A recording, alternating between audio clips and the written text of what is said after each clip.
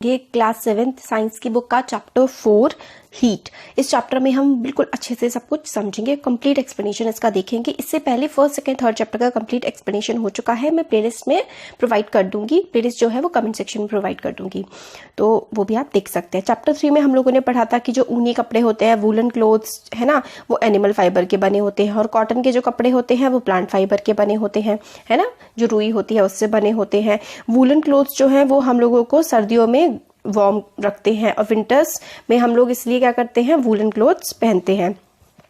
तो हम लोग, और गर्मियों में हम लोग लाइट कलर के और कॉटन के क्लोथ्स पहनना पसंद करते हैं क्योंकि वो हमें ठंडा रखता है। तो ऐसा क्यों होता है कि एक पर्टिकुलर सीजन में एक तरीके के कपड़े पहने जाते हैं। विंटर में क्या होता है, सर्दियों में घर के अंदर काफी ठंड होती है और जब हम धूप में जाते हैं तो हम लोगों को गर्म फील होता है। समर में घर के अंदर भी और बाहर भी काफी ज्यादा गर्मी ही होती है। तो भाई ये सब चीजें क्यों होती हैं, ये सब हीट होती है ना, तो इसके बारे में ही हम चैप्टर में पढ़ेंगे। तो हॉट एंड कोल्ड, अब एवरीडे लाइफ में काफी सारे ऑब्जेक्ट्स होते हैं जो हमारे काफी गर्म होते हैं, कुछ चीजें काफी ठंडी होती हैं।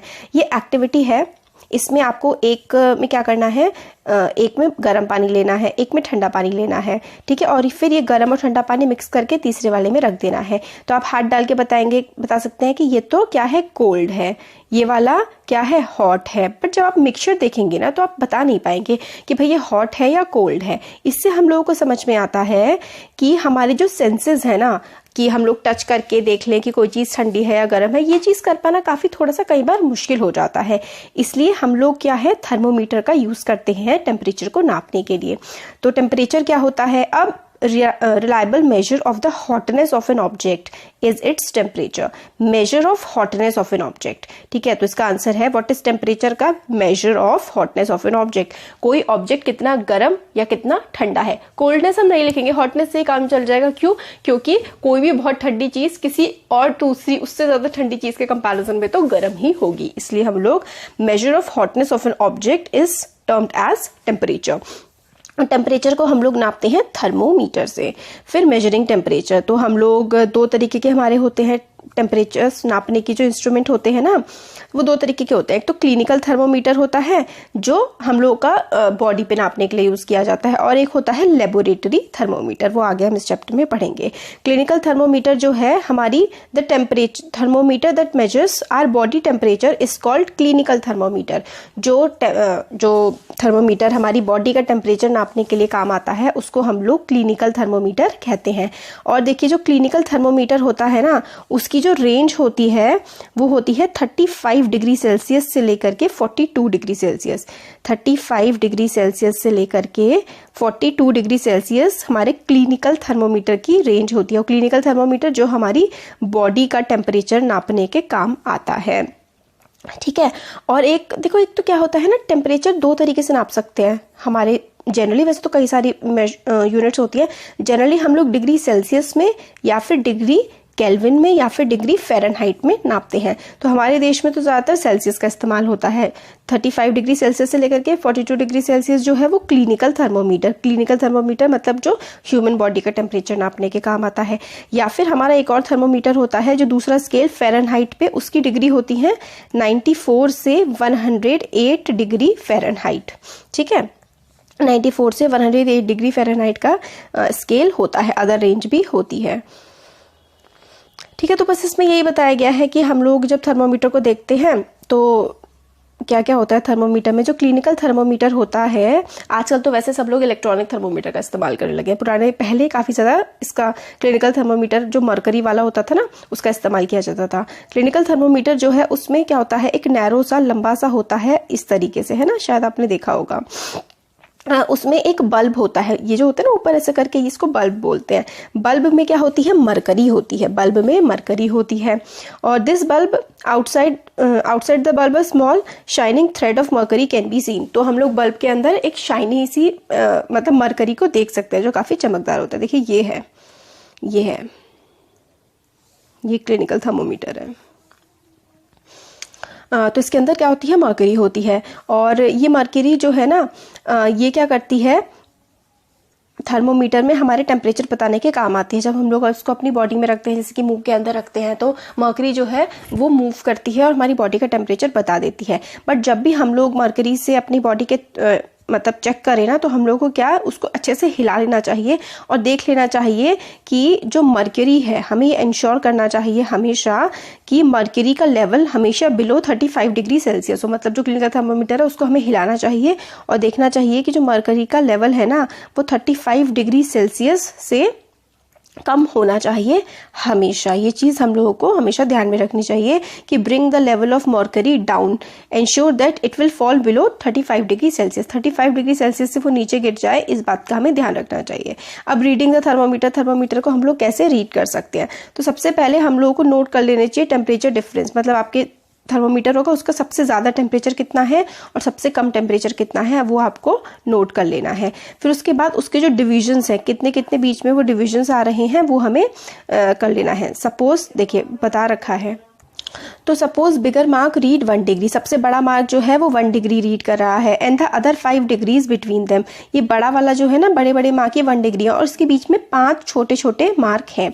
तो हम लोग क्या करेंगे 1/5 कर देंगे, तो यानी कि 0.2 डिग्री सेल्सियस। तो ये जो छोटे छोटे मार्क है ना, एक छोटा मार्क 0.2 डिग्री सेल्सियस को शो करेगा।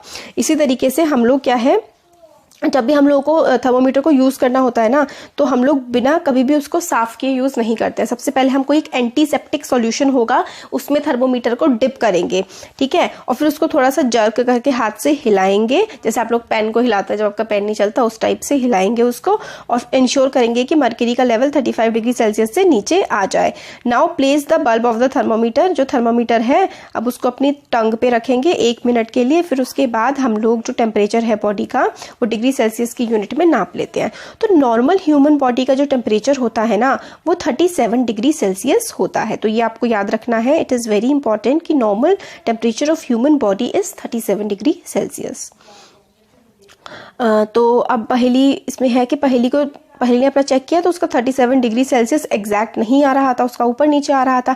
तो देखिए ऐसा होता है कि हल्का फुल्का ऊपर नीचे आ सकता है। 37 डिग्री सेल्सियस जो है ना, जो हमारा बॉडी का टेम्परेचर है हर पर्सन का एग्जैक्टली ऐसा ज़रूरी नहीं है कि उसका 37 डिग्री सेल्सियस ही होना चाहिए। थोड़ा बहुत कम या थोड़ा बहुत ज़्यादा आसानी से हो सकता है, उसमें कोई दिक्कत नहीं है। ये 37 डिग्री सेल्सियस तो हम लोगों ने इसलिए लिया है क्योंकि ताकि एवरेज, एक नॉर्मल एवरेज बॉडी, मतलब ज़्यादातर लोगों की बॉडी का ये रहता है, बाकी थोड़ा बहुत ऊपर नीचे भी हो सकता है, उसमें कोई दिक्कत नहीं है। हेल्दी बॉडी का 37 डिग्री सेल्सियस होता है बिल्कुल, उसके ऊपर नीचे हो जाए थोड़ा बहुत 37.8 फिर 36.2 इस टाइप से कोई दिक्कत नहीं है। तो क्लिनिकल थर्मोमीटर इस तरीके से डिज़ाइन किया गया है कि उसको सिर्फ ह्यूमन बॉडी के लिए ही, कि सिर्फ इंसानों की बॉडी के लिए ही क्लिनिकल थर्मोमीटर का इस्तेमाल किया जा सकता है। उसकी रेंज 35 से कम नहीं होती और 42 से ज़्यादा नहीं होती। तो क्लिनिकल थर्मोमीटर की जो रेंज है वो 35 डिग्री सेल्सियस से लेकर के 42 डिग्री सेल्सियस तक की हो सकती है। तो फिर इसका मतलब ये है कि आप लोग अगर गर्म पानी में थर्मोमीटर को डाल देंगे तो थर्मोमीटर फट जाएगा। थर्मोमीटर का इस्तेमाल सिर्फ ह्यूमन बॉडी पर ही किया जा सकता है। किसका? क्लिनिकल थर्मोमीटर का। बाकी जो हम लोग लेबोरेटरीज में यूज़ करते हैं बहुत हाई टेम्परेचर या बहुत लो टेम्परेचर नापने के लिए, तो वो लेबोरेटरी थर्मोमीटर होते हैं, जिसके बारे में अब हम देखेंगे।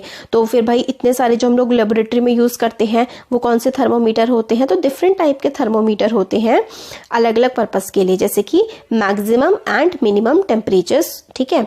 तो मैक्सिमम मिनिमम टेम्परेचर, जो मिनिमम सबसे कम टेम्परेचर नापने के लिए एक अलग होता है, जो पूरे दिन का सबसे कम टेम्परेचर होता है वो नापने के लिए एक अलग थर्मोमीटर होता है, और मैक्सिमम टेम्परेचर नापने के लिए एक अलग थर्मोमीटर होता है। तो इसमें ये है use for different purposes, different types of thermometer. और एक ऐसा थर्मोमीटर होता है जिसमें मैक्सिमम और मिनिमम दोनों नापे जाते हैं। तो उस तरीके के जो इसमें मैक्सिमम मिनिमम दोनों नापे जा सकते हैं तो उसको thermometer called maximum minimum thermometer. मतलब दिन में सबसे कम टेम्परेचर तो कब होता है, हम लोगों ने पिछले चैप्टर्स में पढ़ा था कि सुबह के समय सबसे कम टेम्परेचर होता है और सबसे ज़्यादा टेम्परेचर होता है दोपहर के समय, तो वो हम इस थर्मोमीटर से नाप सकते हैं। तो यही है इसमें कि रेंज जो होती है, पहले आप लोगों ने ह्यूमन वाला जो थर्मोमीटर था उसकी रेंज क्या थी अभी मैं नहीं बताऊंगी, थोड़ी देर पहले मैंने आपको बताई है। अब आपको याद है ना, तो बिना बैक किए वीडियो पॉज करके आप कमेंट सेक्शन में लिखेंगे कि रेंज क्या है, ठीक है, ह्यूमन थर्मोमीटर की। अब हम लोग लेबोरेटरी थर्मोमीटर की रेंज देखते हैं -10 से लेकर के 110 degree Celsius. -10 degree Celsius to 110 degree Celsius जो है ना, ये लेबोरेटरी थर्मोमीटर की रेंज होती है।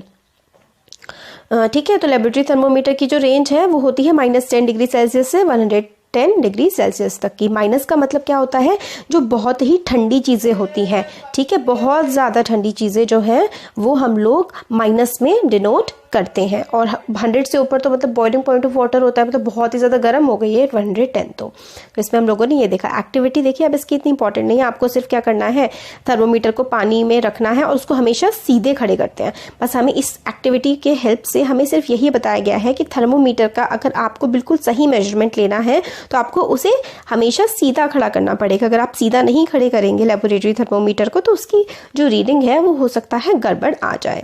अब हमें compare the temperature of water recorded by each student, मतलब एक्टिविटी है कि हर स्टूडेंट को वाटर का टेम्परेचर मेजर करना है। तो क्या वाटर का टेम्परेचर अलग अलग आएगा या एक जैसा आएगा, ये वाली चीज़ है। तो ये भी इतना कुछ नहीं है इसमें। अब आगे का जो पार्ट है ना, इसमें हम कंडक्शन, कन्वेक्शन, रेडिएशन वो पढ़ेंगे। वो पार्ट बहुत ही ज़्यादा इंपॉर्टेंट है। तो वो हमने देख लिया था कि बॉडी टेम्परेचर नापने के लिए हम लोग जो है वो क्लिनिकल थर्मोमीटर का इस्तेमाल करते हैं। और क्लिनिकल थर्मोमीटर जो है वो और लेबोरेटरी थर्मोमीटर का इस्तेमाल भी नहीं करते हैं हम लोग अपनी बॉडी का टेम्परेचर नापने के लिए। तो अब एक क्वेश्चन आता है, why does the mercury does not fall और rise in a clinical thermometer when it is taken out of the mouth.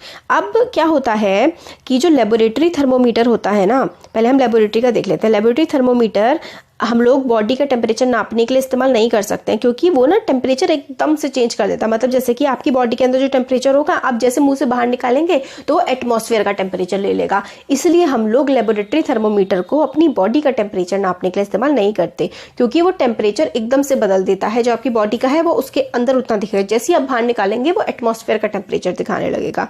But जो क्लिनिकल थर्मोमीटर होता है उसमें ना क्या होता है, एक किंक होता है, किंक। तो why does mercury does not fall और rise in a clinical thermometer when it is taken out of mouth. मतलब मर्करी क्यों नहीं गिरती है, क्यों नहीं उठती है जब क्लिनिकल थर्मोमीटर हम मुंह से बाहर निकालते हैं। तो ऐसा इसलिए होता है क्योंकि एक ऐसा छोटा सा ना किंक जैसा होता है, आपको इस टाइप का दिखेगा, किंक टाइप का होता है बल्ब के पास। और ये किंक जो है ना, ये देखिए ये रहा, ये किंक प्रिवेंट करता है मर्करी के लेवल को खुद ब खुद गिरने के लिए। मतलब मर्करी के लेवल को ये बहुत ही जल्दी से खुद ब खुद गिरने नहीं देता है, ये उसको स्टेबल रखता। तभी तो हमें उसको थर्मोमीटर को हिलाना पड़ता है खूब तेज तेज मर्करी के लेवल को सेट करने के लिए। तो क्या होता है, ये जो किंक है ना, दिस इज वेरी इंपॉर्टेंट, आपको इसको अच्छे से करना है कि किंक इज यूज्ड, ठीक है, to prevent falling mercury level. ठीक है, तो kink prevents mercury level from falling on its own. Kink जो है वो प्रिवेंट करता है मर्करी के लेवल को खुद ब खुद गिरने से। This is very important. ठीक है, और आजकल क्या है, आजकल तो बहुत ही इजी सा हो गया है चीज़ें, क्योंकि आजकल हम लोग क्या यूज़ करने लगे हैं, आजकल हम लोग ये इलेक्ट्रिक वाले जो होते हैं ना, इलेक्ट्रिक थर्मोमीटर्स का आजकल हम लोग इस्तेमाल करने लगे हैं। और इसमें मर्करी वगैरह का कुछ चक्कर रहता नहीं है, तो ये काफ़ी इजी टू यूज़ हो जाते हैं। तो इस वीडियो में हम लोगों ने पूरा का पूरा थर्मोमीटर्स के बारे में देख लिया। नेक्स्ट वीडियो में ना हम लोग ट्रांसफर ऑफ हीट देखेंगे, जो ये वाला पार्ट है, हीट का ट्रांसफर कैसे होता है, कंडक्शन, कन्वेक्शन, रेडिएशंस, और कंडक्टर्स क्या होते हैं, इंसुलेटर्स क्या होते हैं। फिर उसके बाद हम लोग आगे के उसमें थोड़ा सा देखेंगे कि सी ब्रीज, लैंड ब्रीज क्या होती है। जो नेक्स्ट वाला वीडियो है ना वो बहुत इंपॉर्टेंट है, उसको आपको बिल्कुल अच्छे से देखना है। Thank you.